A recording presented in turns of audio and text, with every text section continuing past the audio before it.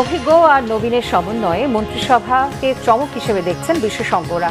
ছোট ছোট সিদ্ধান্তে অনেক বড় বার্তা দিচ্ছেন প্রধানমন্ত্রী তারেক রহমান, মত বিশেষজ্ঞদের। প্রধানমন্ত্রী তারেক রহমানের সাথে মালয়েশীয় প্রধানমন্ত্রীর ফোন আলাপ, একসাথে কাজ করার আগ্রহ দু নেতার। জনগণকে দেওয়া ওয়াদা রক্ষা করা হবে বললেন মন্ত্রীরা। কাল অমর একুশে ভাষা শহীদদের শ্রদ্ধা জানানোর প্রস্তুতি। কেন্দ্র শহীদ মিনারে নিরাপত্তার কোনো ঝুঁকি দেখছে না আইনশৃঙ্খলা বাহিনী। বোরো চাষে অগ্রাধিকার ভিত্তিতে বিদ্যুৎ সরবরাহ, জানালেন বিদ্যুৎ ও জ্বালানি মন্ত্রী। রমজানে গ্যাস সরবরাহ নিশ্চিতে সিএনজি স্টেশন বন্ধের সময় বাড়ালো সরকার। রোজার বাজারে ফলের দাম আকাশ ছোঁয়া, লেবু, কাঁচামরিচ, শসায়ও অস্বস্তি। নিয়মিত বাজার মনিটরিং এর দাবি ক্রেতাদের। দেখছিলেন ক্রাউন 7 সংবাদ শিরোনাম। অভিজ্ঞ ও নবীনের সমন্বয়ে প্রধানমন্ত্রী তারেক রহমানের নতুন মন্ত্রিসভাকে চমক হিসেবে দেখছেন বিশেষজ্ঞরা। ঢাকা বিশ্ববিদ্যালয়ের অধ্যাপক ডক্টর সিদ্দিকুর রহমান খান বলেছেন, বহরের গাড়ি কমিয়ে আনা এবং ট্রাফিক ব্যবস্থাপনায় বিঘ্ন সৃষ্টি না করে চলাচলের সিদ্ধান্ত আপাত দৃষ্টিতে ছোট মনে হলেও এর মাধ্যমে গুরুত্বপূর্ণ বার্তা রয়েছে। আর অধ্যাপক ডক্টর সাজ্জাদ সিদ্দিকী বলেছেন, গুচ্ছ পদ্ধতিতে মন্ত্রণালয় বন্টন করে দেওয়া, নির্বাচনে দেয়া প্রতিশ্রুতি বাস্তবায়নের কর্মতৎপরতা দেখেই মনে হয় শুভ সূচনাই করতে যাচ্ছে নতুন সরকার। মহিবুল্লাহ মুহিবের রিপোর্টে বিস্তারিত। সংসদের মাননীয় সদস্যবৃন্দ, ত্রয়োদশ জাতীয় সংসদ নির্বাচনে 2/3 সংখ্যাগরিষ্ঠতা লাভের পর 17 ফেব্রুয়ারি জাতীয় সংসদের দক্ষিণ প্লাজায় শপথ নেয় তারেক রহমানের নেতৃত্বাধীন সরকার। শপথের পরদিন থেকে নিয়মিত সচিবালয়ে অফিস করছেন প্রধানমন্ত্রী তারেক রহমান। অতিরিক্ত ব্যয় কমিয়ে আনতে দিচ্ছেন নানা দিক নির্দেশনা। বিশেষজ্ঞরা বলছেন, তারেক রহমান তার ঘোষিত 31 দফা এবং নির্বাচনী ইশতেহারে দেয়া প্রতিশ্রুতি বাস্তবায়নের জন্যই গঠন করেছেন নয়া মন্ত্রিসভা। নির্বাচনী প্রতিশ্রুতিতে একটা বড় বিতর্কিত আলোচিত বিষয় ছিল যে ফ্যামিলি কার্ড ইমপ্লিমেন্টেশন। তিনি ইতিমধ্যেই এই ব্যাপারেও কার্যকর উদ্যোগ গ্রহণ করেছেন। তিনি মন্ত্রী পরিষদের এবং পার্লামেন্ট মেম্বারদেরকে কিছু নীতি নির্দেশনা দিয়েছেন। এর মধ্যে শুল্ক ফ্রি গাড়ি নিতে পারবে না, প্লটের জন্য আবেদন করতে পারবে না, বাহুল্য ব্যয় অর্জন করতে হবে, বর্জন করতে হবে। এগুলো এক ধরনের যে নতুন সরকার কিভাবে তারা যাচ্ছেন সেটার কিন্তু এক ধরনের বার্তা, বা কিভাবে যাবেন একটা বার্তা আমাদেরকে দিচ্ছে। আপনার যদি মনে হয় যে গভর্নেন্স দিবেন, আপনি ট্রান্সপারেন্সি এনশিওর করবেন, তাহলে এই যে নবীন এবং প্রবীণের সঙ্গে যে সমন্বয় এবং এই যে ক্লাস্টার সিস্টেম, এই ব্যাপারগুলোকে যদি জাস্ট অ্যাকাউন্টেবিলিটির মধ্যে আনা যায় তাহলে দুর্দান্ত পারফরমেন্স করবে। আপাত দৃষ্টিতে এটাই মনে হচ্ছে। প্রাথমিক ও গণশিক্ষা মন্ত্রণালয় এবং শিক্ষা মন্ত্রণালয়কে গুচ্ছ করে একজন সিনিয়র ও আরেকজন নতুন মুখ মন্ত্রণালয়ের দায়িত্ব দেয়াকে সঠিক সিদ্ধান্ত হিসেবে দেখছেন শিক্ষাবিদরা।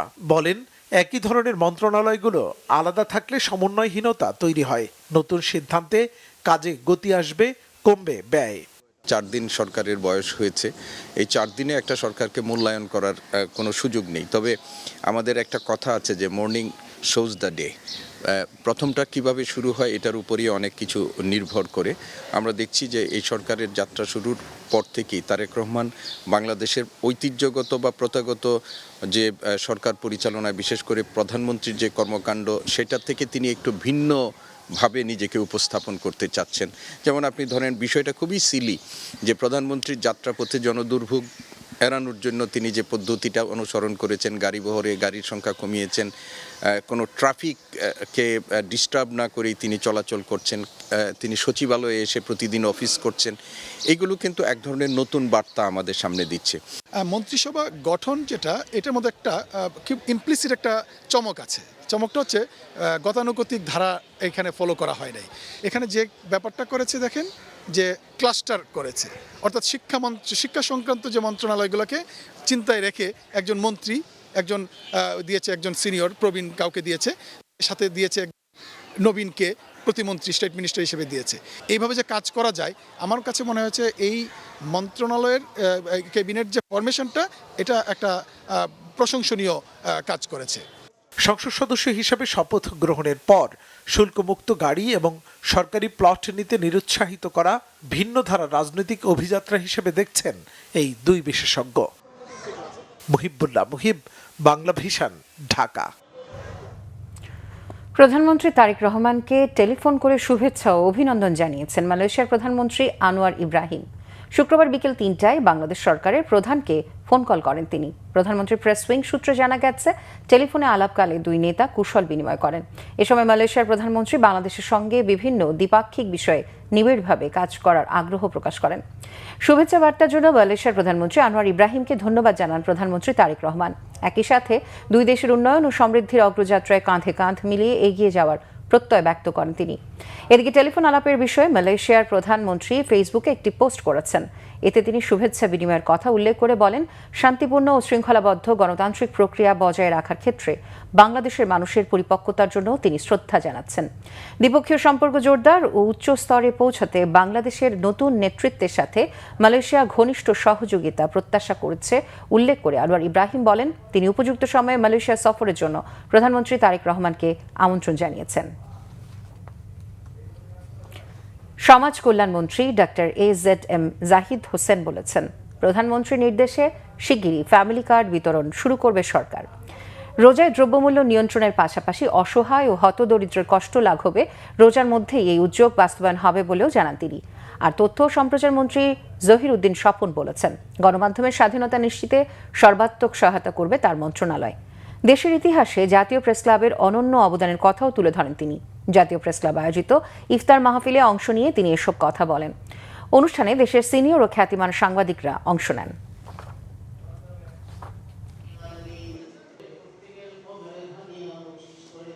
আমার যে দায়িত্ব আপনাদেরকে নিয়ে কাজানো সঠিকভাবে আমি পালন করতে পারি সে বিষয়ে আপনারা দোয়া করবেন।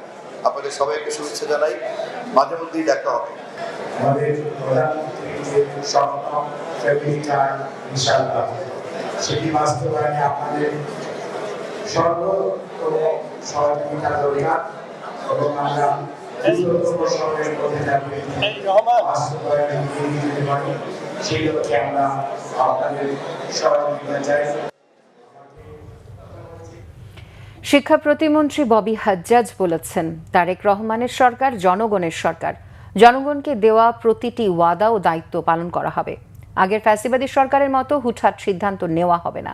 শুক্রবার রাজধানীর মোহাম্মদপুরে আওরঙ্গজেবের রোডে জুলাই যোদ্ধা শহীদ ফারহান ফাইয়াজ সরণি উদ্বোধন করে এসব কথা বলেন শিক্ষা প্রতিমন্ত্রী। তিনি আরও বলেন, বিএনপি সরকার জনগণের প্রত্যাশা মেটাতে কাজ শুরু করেছে। এজন্য জনগণের চাওয়া ও সুযোগ সুবিধা নিশ্চিত করবে। তিনি জানান, তার নির্বাচনী এলাকা মোহাম্মদপুরে আইনশৃঙ্খলা পরিস্থিতি উন্নতিতে সব ধরনের ব্যবস্থা নেওয়া হবে। কার্যকর পদক্ষেপ নেওয়া হবে মাদক সন্ত্রাস প্রতিরোধে। শিক্ষার মান উন্নত ও শিক্ষা প্রতিষ্ঠানে নিয়ম শৃঙ্খলা প্রতিষ্ঠায় সরকার কাজ করবে বলেও জানান শিক্ষা প্রতিমন্ত্রী ববি হাজ্জাজ। সরকারগুলোর মতো হুটহাট ডিসিশন, হুটহাট ভুল করে আবার ফেরত আসা, এসব কিছু আমরা আর আগামীতে করতে চাই না। জনাব তারেক রহমানের সরকার জবাবদিহি সরকার। জনাব তারেক রহমানের সরকার বাংলাদেশের জনগণের সরকার। বাংলাদেশের জনগণের সরকার মানে জনগণের কনসালটেশন ছাড়া কোনো বদল, কোনো চেঞ্জ, কোনো কিছু হবে না ইনশাআল্লাহ।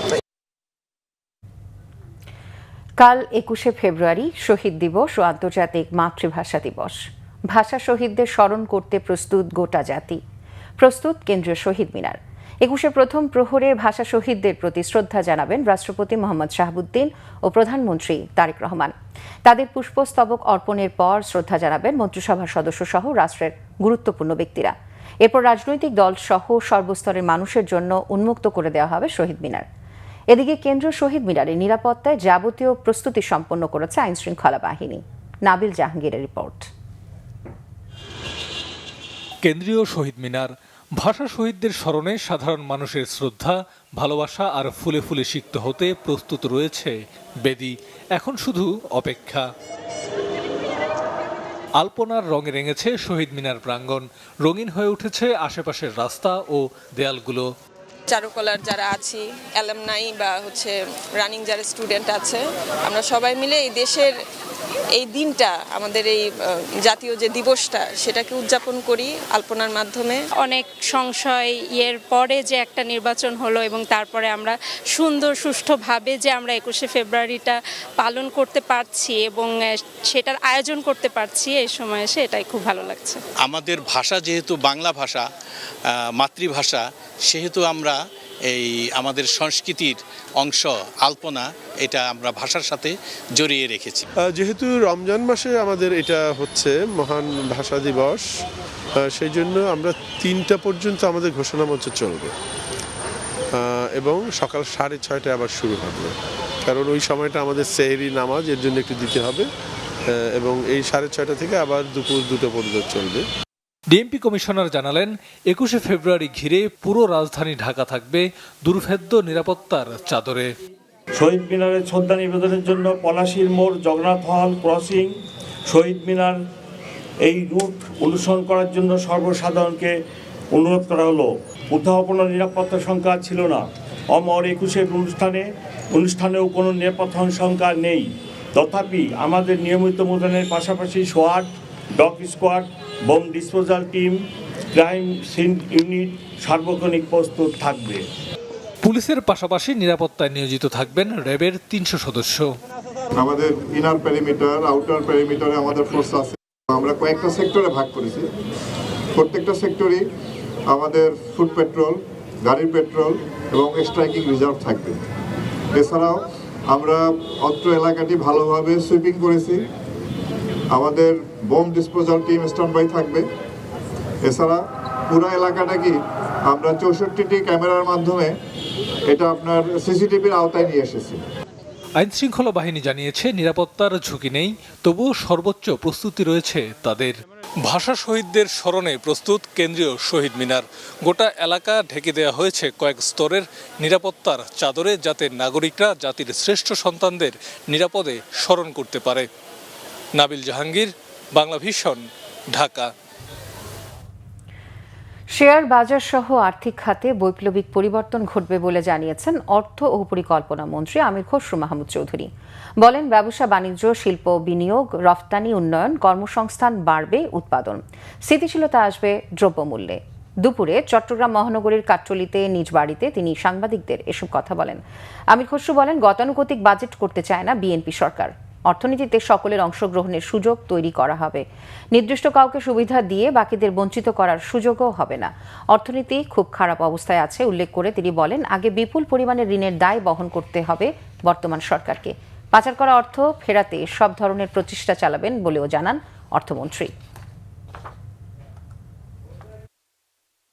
আমরা চাচ্ছি বাংলাদেশের বাজেট এমন হতে হবে যে যেখানে বাংলাদেশের জনগণ, বাংলাদেশের অর্থনীতিতে সকলে অংশগ্রহণ করার একটা সুযোগ থাকে। শেয়ার বাজার অর্থাৎ capital market as a whole একটা বড় ধরনের পরিবর্তনের আমাদের পরিকল্পনা আছে। সেটা বাস্তবায়ন হলে শেয়ার বাজারে বড় ধরনের একটা বিপ্লব ঘটবে আমরা আশা করি। এবং শুধু শেয়ার বাজারে বিনিয়োগকারী শেয়ার বাজার না, তার সাথে বাংলাদেশের সার্বিক ব্যবসা বাণিজ্য, শিল্পের বিনিয়োগ একটা বড় আকারে বৃদ্ধি পাবে, যার ফলে কর্মসংস্থান সৃষ্টি হবে, রপ্তানি বাড়বে, প্রোডাকশন বাড়বে এবং দ্রব্যমূল্যের একটা স্থিতিশীলতা আসবে। বাণিজ্যমন্ত্রী খন্দকার আব্দুল মুক্তাদির বলেছেন, বিগত সময়ে দেশে রফতানি পণ্য প্রবৃদ্ধি ঋণাত্মক, সেখান থেকে পরিস্থিতির উত্তরণ ঘটাতে হবে। রফতানি প্রবৃদ্ধি বাড়ানোর পাশাপাশি রফতানি বাজার বাড়ানো আগামী দিনের চ্যালেঞ্জ। সকালে সিলেট সফরকালে ওসমানী আন্তর্জাতিক বিমানবন্দরে সাংবাদিকদের প্রশ্নের জবাবে তিনি এই কথা বলেন। বাণিজ্যমন্ত্রী আরও বলেন, আগামী দিনের চ্যালেঞ্জ মোকাবেলায় ভারত মেজর ডিজিটাল ইনফ্রাস্ট্রাকচার তৈরি করেছে। দেশে বিনিয়োগ আকৃষ্ট করতে সহায়ক পরিবেশ ও লাল ফিতার দৌরাত্ম্য কমানোর পাশাপাশি আগামী দিনের প্রস্তুতির জন্য বেকারত্ব কমানো দরকার। এর আগে বিমানবন্দরে ভিআইপি গেটে নতুন মন্ত্রীকে স্বাগত জানান জেলা ও মহানগর বিএনপির নেতারা। আমাদের রপ্তানি বাস্কেটটাকে বড় করা, নতুন নতুন পণ্য অন্তর্ভুক্ত করা, এটার মধ্যে বৈচিত্র্য আনা, ডাইভার্সিফিকেশন আনা, এগুলি আমাদের আগামী দিনের চ্যালেঞ্জ। কিন্তু আপনার যদি কর্মসংস্থান তৈরি করতে হয়, বিনিয়োগ লাগবে। বিনিয়োগ ছাড়া তো কর্মসংস্থান হবে না। তো এই বিনিয়োগ আকৃষ্ট করার জন্য কতটা সহায়ক পরিবেশ দরকার, আপনার যোগাযোগ ব্যবস্থার উন্নয়ন দরকার, কিছু লাল ফিতার দূরত্ব কমানো দরকার। তার থেকে বড় জরুরি দরকার সিলেটে কিছু বিশেষ নীতি সহায়তা, যেটির কারণে প্রবাসী এবং দেশীয় বিনিয়োগকারীরা আকৃষ্ট হবে। এগুলি নিয়ে আমরা কাজ করছি, ইনশাল্লাহ এটার ফল দেখতে পাবো। বিদ্যুৎ খাতে যে পরিমাণে বকেয়া রয়েছে তা সামলানো সরকারের জন্য একটি কঠিন অগ্নি পরীক্ষা। বলে মন্তব্য করেছেন বিদ্যুৎ জ্বালানি ও খনিজ সম্পদ মন্ত্রী ইকবাল হাসান মাহমুদ টুকু। মন্ত্রিত্ব পাওয়ার পর সিরাজগঞ্জে আল মাহমুদ এভিনিউয়ে নিজ বাসভবনে সাংবাদিকদের তিনি কথা বলেন। টুকু বলেন, চলতি বোরো মৌসুমে বোরো চাষে অগ্রাধিকার ভিত্তিতে বিদ্যুৎ সরবরাহ নিশ্চিত করা হবে। উপস্থিত ছিলেন জেলা বিএনপি সাধারণ সম্পাদক সাইদুর রহমান বাচ্চু, জেলা প্রশাসক মোহাম্মদ আমিনুল ইসলাম এবং নেসকোর স্থানীয় কর্মকর্তা সহ জেলা বিএনপি অঙ্গ ও সহযোগী সংগঠনের নেতাকর্মীরা।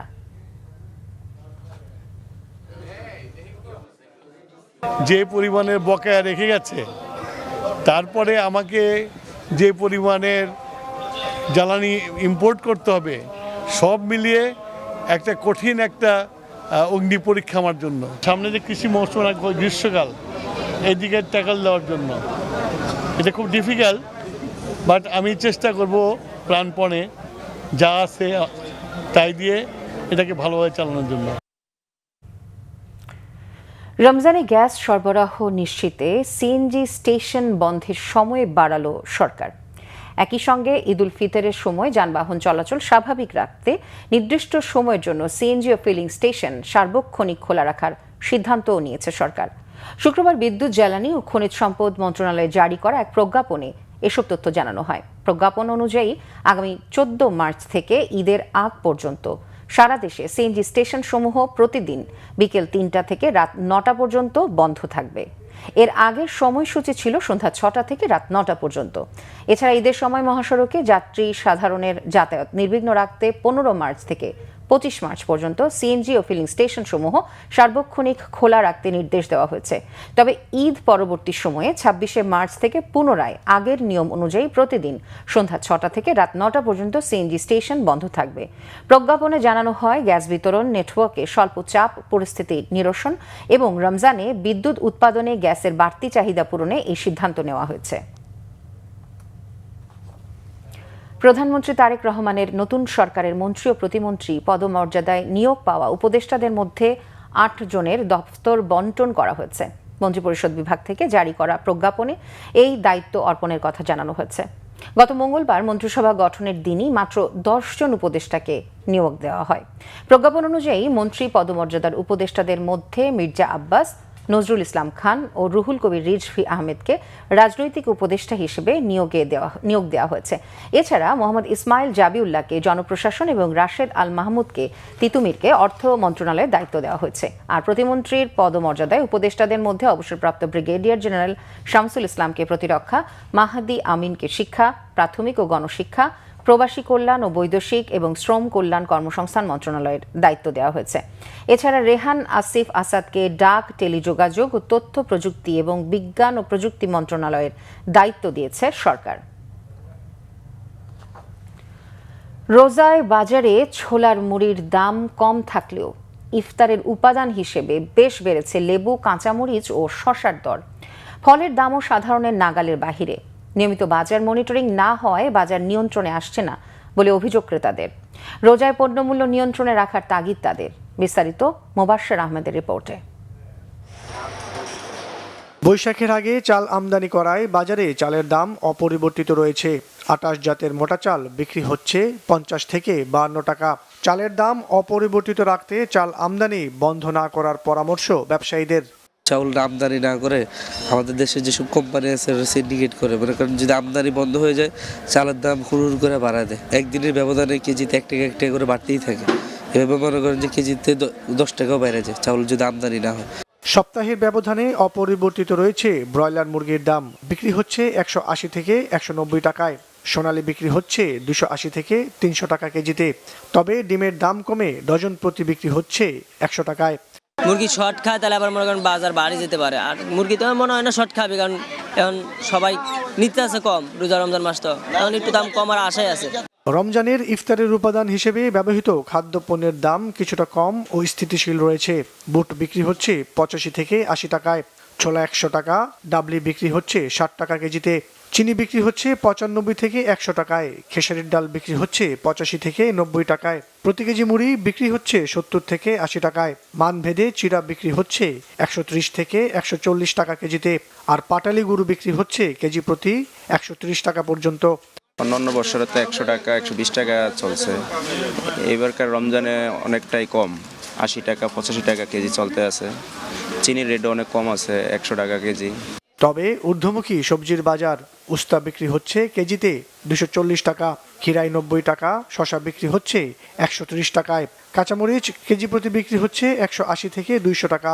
লেবুর দাম কিছুটা বেড়ে প্রকারভেদে ডজন প্রতি বিক্রি হচ্ছে 120 থেকে 150 টাকায়। কদিন ধরেই কাঁচা বাজারে পণ্যের দাম বাড়তে বলছেন ভোক্তারা। এছাড়া সব ধরনের ফলের দামও বেশি বলছেন তারা। সবকিছু তো দাম অনেক বেশি, রোজা উপলক্ষে আরো বেশি দাম লাগতেছে, সন্তুষ্ট কিভাবে হবে? সফেদাইটা আসলে সাধারণত 130-40 টাকা হয়, এটা তারা 200 টাকা চাইলো, তাও অনেক মূলামূলি করে এটা 180 টাকা করে নিলাম আর। গতবার আপনার রোজা রমজানে আগে ছিল আপনার 30 থেকে 40 টাকা কেজি, আপনার এখন 160 টাকা 180 টাকা 200 টাকা কেজি পর্যন্ত আছে আর কি। রমজান মাসে বাজারের দরটা কিছুটা অসহনীয়, কিছুটা স্বাভাবিক মানুষের জন্য ফুটপাত থেকে ক্রয় করে খাইতে পারতেছে এইটুকু, আর যদি একটু দাম কমায় তাহলে জনসাধারণের জন্য ভালো হয়। নিত্যপণ্যের দাম নিয়ন্ত্রণে রাখতে নিয়মিত বাজার মনিটরিং ও সিন্ডিকেট ভেঙে দেওয়ার দাবি সাধারণ মানুষের। মোবাশ্বের আহমেদ, বাংলা ভিশন, ঢাকা। স্বাস্থ্য মন্ত্রণালয়কে সিন্ডিকেট ও দুর্নীতিমুক্ত করার অঙ্গীকার পুনর্ব্যক্ত করেছেন মন্ত্রী সর্দার সাখাওয়াত হোসেন বকুল। বলেছেন, মানুষকে যেন ডাক্তারের পেছনে ঘুরতে না হয়, বরং ডাক্তারই মানুষের দোরগোড়ায় গিয়ে সেবা দেবে। দায়িত্ব গ্রহণের পর শুক্রবার প্রথম নিজ এলাকা নরসিংদীর মনোহরদী যান সর্দার সাখাওয়াত হোসেন বকুল। সকালে নিজ বাড়িতে পৌঁছলে এলাকাবাসী, দলীয় নেতাকর্মী, বীর মুক্তিযোদ্ধা ও প্রশাসনের কর্মকর্তারা তাকে স্বাগত জানান। পরে কথা বলেন সাংবাদিকদের সাথে, দেন চিকিৎসা সেবা জনগণের হাতের নাগালে পৌঁছে দেওয়ার প্রতিশ্রুতি। সকল প্রতিহিংসার ঊর্ধ্বে উঠে বিদ্বেষ ভুলে মুক্তিযুদ্ধের পক্ষে সকলকে সঙ্গে নিয়ে একটি সমৃদ্ধশীল বাংলাদেশ গড়ে তোলার আশাবাদ জানান স্বাস্থ্যমন্ত্রী।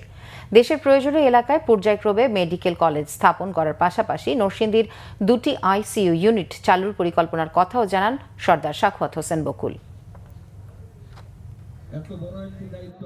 এই মন্ত্রণালয়টাকে সম্পূর্ণ দুর্নীতিমুক্ত একটা মন্ত্রণালয় আমরা রূপান্তরিত করবো ইনশাল্লাহ। দ্বিতীয়ত, মানুষকে যাতে ডাক্তারের পিছনে ঘুরতে না হয়, ডাক্তার মানুষের পিছনে ঘুরবে, অর্থাৎ আমরা চিকিৎসা সেবা মানুষের দোরগোড়ে পৌঁছে দেওয়ার একটা প্রতিশ্রুতি আমাদের আছে, এটা আমরা করবো ইনশাআল্লাহ। দুর্নীতিমুক্ত ভাবে মন্ত্রণালয়কে গড়ে তোলা এবং সিন্ডিকেট মুক্ত একটি স্বাস্থ্য মন্ত্রণালয় গড়ে তোলা আমাদের প্রধান লক্ষ্য, এবং এর মাধ্যমে জনগণের গোড় দৌড়ে আমরা যে সেবাটা, চিকিৎসা সেবা আমরা পৌঁছে দেওয়া বদ্ধপরিকর। শপথ নেওয়ার পর প্রথম ছুটির দিনেই নিজ নিজ নির্বাচনী এলাকায় গেছেন মন্ত্রীরা। সর্বস্তরের মানুষের সাথে কুশল বিনিময় করেছেন তারা। কথা বলেন নিজের ও সরকারের পরিকল্পনা নিয়ে। ঈদের আগেই অগ্রাধিকার ভিত্তিতে ফ্যামিলি কার্ড কর্মসূচি চালুর কথা বলেছেন দুর্যোগ ব্যবস্থাপনা ও ত্রাণ মন্ত্রী আসাদুল হাবিব দুলু। আর ভূমিমন্ত্রী মিজানুর রহমান মিনু বলেছেন, আইনের সমান প্রয়োগ নিশ্চিত করবে সরকার। বিস্তারিত জানাচ্ছেন সিরাজুম মুনির শুভ। কৃষি জমিতে হেভি মেটালের মাত্রা বেড়ে যাওয়ায় উর্বরতা কমছে এবং খাদ্য নিরাপত্তা ঝুঁকিতে পড়েছে। এ সমস্যা সমাধানে সরকার পরিকল্পনা গ্রহণ করেছে, জানিয়েছেন কৃষি, খাদ্য, মৎস্য ও প্রাণী সম্পদ মন্ত্রী হাজী আমিনুর রশিদ ইয়াসিন। সকালে কুমিল্লা সার্কিট হাউসে সংশ্লিষ্ট কর্মকর্তাদের সঙ্গে মতবিনিময়ের সময় একথা বলেন তিনি। ঈদের আগেই অগ্রাধিকার ভিত্তিতে ফ্যামিলি কার্ড কর্মসূচি চালু হচ্ছে। প্রাথমিকভাবে দেশের 8টি উপজেলায় পাইলট প্রজেক্ট হিসেবে কার্যক্রম শুরু হবে, জানিয়েছেন দুর্যোগ ব্যবস্থাপনা ও ত্রাণ মন্ত্রী আসাদুল হাবিব দুলু। লালমনিরহাটে সাংবাদিকদের প্রশ্নের জবাবে একথা জানান তিনি। রাজশাহীর বিভাগীয় ও জেলা পর্যায়ের কর্মকর্তাদের সঙ্গে মতবিনিময় করেছেন ভূমি মন্ত্রণালয়ের মন্ত্রী মিজানুর রহমান মিনু। সকালে রাজশাহী সার্কিট হাউসের সম্মেলন কক্ষে বিভাগীয় প্রশাসন ও জেলা প্রশাসনের আয়োজনে এ সভা হয়। প্রধান অতিথি ছিলেন ভূমিমন্ত্রী মিজানুর রহমান। বলেন, আইন সবার জন্য সমান, যদি তার সন্তানও আইন লঙ্ঘন করে তাহলে প্রয়োজনীয় ব্যবস্থা নেওয়া হবে। নেত্রকোনায় বৃক্ষরোপণ কর্মসূচি উদ্বোধন করেছেন ভূমি প্রতিমন্ত্রী ব্যারিস্টার কায়সার কামাল। সকালে উপজেলা পরিষদ চত্বর এলাকায় গাছের চারা লাগিয়ে কর্মসূচি উদ্বোধন করেন ভূমি প্রতিমন্ত্রী। রমজানে সকল পণ্যের পর্যাপ্ত মজুদ আছে, সঠিক তদারকির মাধ্যমে বাজার নিয়ন্ত্রণ করা হচ্ছে বলে জানিয়েছেন কৃষি, খাদ্য, মৎস্য ও প্রাণী সম্পদ প্রতিমন্ত্রী সুলতান সালাউদ্দিন টুকু। দুপুরে টাঙ্গাইল জেলা প্রশাসক, পুলিশ সুপার সহ বিভিন্ন কর্মকর্তাদের সাথে মতবিনিময় সভা শেষে সাংবাদিকদের একথা বলেন তিনি। সিরাজুম মুনির শুভ, বাংলা ভিশন, নিউজ ডেস্ক। পবিত্র রমজান মাসের দ্বিতীয় দিন আজ। ইফতারের আগেই গোটা রাজধানীতে বসে ইফতারির দোকান। ইফতারের জন্য পরিচিত রাজধানীর বেইলি রোডেও জমে উঠেছে ইফতার বাজার। প্রতিবারের মতো এবারও বিভিন্ন হোটেল রেস্টুরেন্টে নানা পদের ইফতার সামগ্রীর দেখা মিলেছে। আরিফিন শাওনের রিপোর্ট। ঘিয়ে ভাজা গরম জিলাপি একদিকে যেমন ভাজা হচ্ছে, আর একদিকে সমানতালে বিক্রি করছে বিক্রেতারা। তৃতীয় রমজানের ইফতার সামনে রেখেই এমন ব্যস্ত সময় পার করছেন দোকানিরা। রাজধানীর বেইলি রোডে বিভিন্ন হোটেল রেস্টুরেন্ট সাজানো হয়েছে হরেক রকমের ইফতার সামগ্রী দিয়ে। কি নেই এখানে? গরু বা খাসির মাংসের হালিম থেকে শুরু করে জিলাপি, চপ সহ সকল ধরনের ইফতার সামগ্রী পাওয়া যাচ্ছে এসব দোকানে। পুরান ঢাকার মতো জাঁকজমকপূর্ণ না হলেও উপভোগ করছেন ক্রেতারা। রমজান মাসের ইফতারে কিনতে আসছি, বাসা সবাই একসাথে ইফতার করবো। বাসায় তো সবাই একটু রোজা রাখছে, তো তাদের কষ্টটা যতটুকু কমানো যায় এবং তাদেরকে যতটুকু ভাবে হেল্প করা যাবে। আগের চেয়ে অনেক কম, বাট আলহামদুলিল্লাহ অবভিয়াসলি আস্তে আস্তে করে বাড়বে, হয়তো বা ইনশাল্লাহ আরো সুন্দর হবে। বেইলি রোড সবসময় মানুষরা ইফতারি পছন্দ করে এবং কিনতে আসেন, তো আজকে দ্বিতীয় দিন হিসাবে আমার মনে হচ্ছে যে ভালোই জমজমাট হবে। বেচা বিক্রি ভালো হওয়ার কথা জানিয়েছেন বিক্রেতারা। প্রথম থেকে আমরা ইফতারটা করে থাকি, এজন্য আমাদের কাস্টমার বেসটা কিন্তু রেগুলার, যারা আমাদের সব সময় আসে, প্রতিনিয়ত আসতেছে, আমাদের গেস্টগুলা রিপিট। আমাদের আছে হলো মাটন হালিম আর হলো শাহী জিলাপি, মোটামুটি ভালো। রমজানে আলহামদুলিল্লাহ আমাদের বেচা বিক্রি ভালো। আমাদের রেশমি জিলাপি ফেমাস বেইলি রোডের। সময় বাড়ার সাথে সাথে ইফতার বাজার আরো জমজমাট হবে বলে আশাবাদী ক্রেতা বিক্রেতারা। আরিফিন শাওন, বাংলা ভিশন, ঢাকা। গৃহকর্মী নির্যাতনের অভিযোগে রাজধানীর উত্তরা পশ্চিম থানায় দায়ের করা মামলায় বিমান বাংলাদেশ এয়ারলাইন্সের সাবেক ব্যবস্থাপনা পরিচালক শফিকুর রহমানকে কারাগারে পাঠানোর আদেশ দিয়েছেন আদালত। শুক্রবার রিমান্ড শেষে ঢাকা চিফ মেট্রোপলিটন ম্যাজিস্ট্রেট এই আদেশ দেন। অপরদিকে তাদের বাসার আরেক গৃহকর্মী সুফিয়া বেগম ঘটনার দায় স্বীকার করে আদালতে স্বীকারোক্তিমূলক জবানবন্দি দিয়েছেন। জবানবন্দির রেকর্ড শেষে তাকেও কারাগারে পাঠানোর আদেশ দেন আদালত। এর আগে গেল 1 ফেব্রুয়ারি রাজধানীর উত্তরা 9 নম্বর সেক্টর এলাকায় নিজ বাসা থেকে গ্রেফতার করা হয় শফিকুর রহমানকে। পরের দিন 2 ফেব্রুয়ারি তাদের ঢাকার চিফ মেট্রোপলিটন ম্যাজিস্ট্রেট আদালতে হাজির করে পুলিশ। এরপর মামলার তদন্ত শেষ না হওয়া পর্যন্ত তাদের কারাগারে আটক রাখার আবেদন করেন মামলার তদন্তকারী কর্মকর্তা। নারায়ণগঞ্জের রূপগঞ্জ বলতেই অনেকের চোখে ভেসে ওঠে শিল্প কারখানা বা আবাসন প্রকল্পের ছবি। কিন্তু এই রূপগঞ্জেরই 4টি গ্রাম দেশজুড়ে পরিচিতি পেয়েছে সম্পূর্ণ ভিন্ন রূপে, কিছুটা রহস্যময় কারণে। প্রায় 200 বছর ধরে বংশ পরম্পরায় এখানে তৈরি হচ্ছে লোহা, তামা ও পিতলের বিচিত্র সব তাবিজ। পাশের দেশগুলোতেও রপ্তানি হচ্ছে এসব তাবিজ। এখানকার 500 পরিবারের কাছে এটি কেবল পেশা নয়, বরং টিকে থাকার লড়াই। রূপগঞ্জ প্রতিনিধি খলিল শিকদারের তথ্য ছবিতে রিপোর্ট। নারায়ণগঞ্জের রূপগঞ্জের দক্ষিণবাগ, ভিংরাবো, তেলিপাড়া ও টানমসুরি এই 4টি গ্রামের মানুষ তাবিজ বানানোর কারিগর। গ্রামগুলোর বাতাসে এখন কেবলই ধাতুর টুংটাং শব্দ। 1280 পিস তাবিজ পাইকারি বিক্রি হয় মাত্র 1000 টাকায়। এই বিপুল কর্মযজ্ঞের ফসল শুধু দেশের বাজারেই নয়, ভারত ও পাকিস্তানেও রপ্তানি হচ্ছে। তবে কাঁচামালের আকাশচুম্বী দাম আর পুঁজি সংকটে হতাশ কারিগররা। 50 বছর ধরে কাজ করতেছি, আমার বাপও করে গেছে, আমি এখন এই কাজ করতেছি। বাপ দাদা করে গেছে, আমরা করতেছি। এবার এই বিমলের অনেক কষ্ট, এই কাম কিন্তু কিছু থাকে না। সরকার যদি আমাদের পদক্ষেপ নিত ভালোভাবে, তাহলে আমাদের চলাফেরা খুব সুবিধা হতো। 40 বছর থেকে 30 বছর ধরে শুরু করছি। আমি রান্নাবাড়ি করতাম বেশি, আমি এইসব কাম করি নাই। তাবিজ শিল্পীর কর্মকাররা বলেন, বাপদাদার পেশাটি ধরে রাখলেও এই ব্যবসায় এখন আগের মতো মুনাফা হয় না। তাবিজ বিক্রি করে যে আয় হয় তাতে কোনো মতে সংসার চলে কারিগরদের। আমাদের দেশে তাবিজ শিল্প অনেক আগে থেকেই ছিল। আমাদের রূপগঞ্জে বিশেষ করে অনেকগুলো মানুষ এই তাবিজ শিল্পের সাথে জড়িত। বাট আসলে আমাদের এই অত্যাধুনিক যুগে আমরা যেটা চেষ্টা করছি যে আসলে এই পেশায় যারা নিয়োজিত রয়েছেন তাদেরকে অন্য কোনো পেশায় ট্রান্সফার করে দেয়া, কারণ এই পেশাতে তাদের আর্থসামাজিক অবস্থার যে উন্নতি হওয়ার কথা ছিল সেটি আসলে হচ্ছে না। সরকারি সহায়তা না পেলে ধীরে ধীরে এই পেশা থেকে মুখ ফিরিয়ে নিতে বাধ্য হবেন বহু দক্ষ কারিগর। Bangla vision news desk. সংবাদ শেষ করব ক্রাউন সিমেন্ট শিরোনামগুলো আরও একবার জানিয়ে। অভিজ্ঞ আর নবীনের সমন্বয়ে মন্ত্রিসভাকে চমক হিসেবে দেখছেন বিশেষজ্ঞরা। ছোট ছোট সিদ্ধান্তে অনেক বড় বার্তা দিচ্ছেন প্রধানমন্ত্রী তারেক রহমান, মত বিশেষজ্ঞদের। প্রধানমন্ত্রী তারেক রহমানের সাথে মালয়েশিয়া প্রধানমন্ত্রী ফোন আলাপ, একসাথে কাজ করার আগ্রহ দু নেতার। জনগণকে দেওয়া ওয়াদা রক্ষা করা হবে বললেন মন্ত্রীরা। কাল অমর একুশে ভাষা শহীদদের শ্রদ্ধা জানানোর প্রস্তুতি।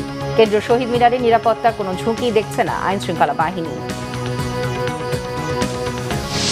বড় চাষে অগ্রাধিকার ভিত্তিতে বিদ্যুৎ সরবরাহ জানালেন বিদ্যুৎ ও জ্বালানি মন্ত্রী। রমজানে গ্যাস সরবরাহ নিশ্চিতে সিএনজি স্টেশন বন্ধের সময় বাড়ালো সরকার। রোজার বাজারে ফলের দাম আকাশ ছোঁয়া, লেবু, কাঁচামরিচ, শসায়ও অস্বস্তি। নিয়মিত বাজার মনিটরিং এর দাবি ক্রেতাদের।